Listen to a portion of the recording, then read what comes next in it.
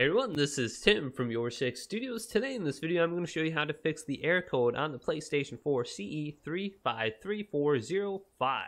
And this has to do with live streaming on the PlayStation 4. Sometimes when you're mid live stream, it will actually end and this error code will pop up and you won't be able to live stream on your PlayStation 4. So let's go ahead and jump into the video right now.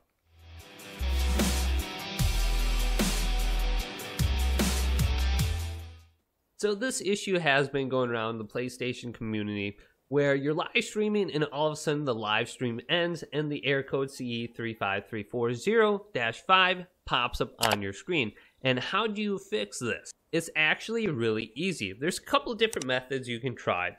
Now the first one I have for you is simply going to the settings on the PlayStation 4 home screen and selecting settings, then going down to account management. Then go over to link with other services. Now choose the platform you stream on, like YouTube or Twitch, and then select it.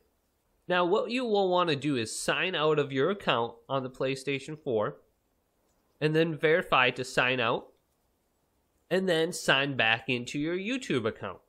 Sign back in now.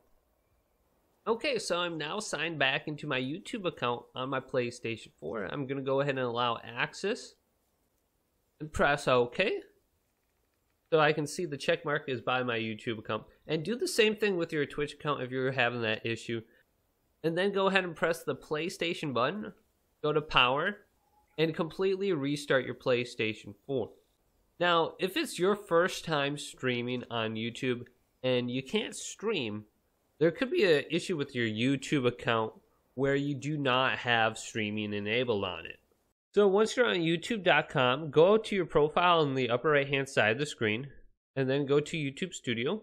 Then on the left hand side of the screen, let's scroll down to settings, then go to channel, and then go over to feature eligibility, then go to status and features down right here, and it will pop open a new window. And right here it says live streaming. You will want to make sure you have this enabled. And if you don't have it enabled, go to learn more to see how to enable it on your PlayStation 4 so you can go ahead and start live streaming.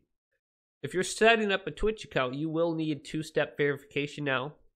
So to set this up, go to your profile, then go to settings. Then on the settings section right here, go over to security and privacy and enable two-factor authentication right here. And you will need a phone number to send a code to, so you can set up two-factor authentication.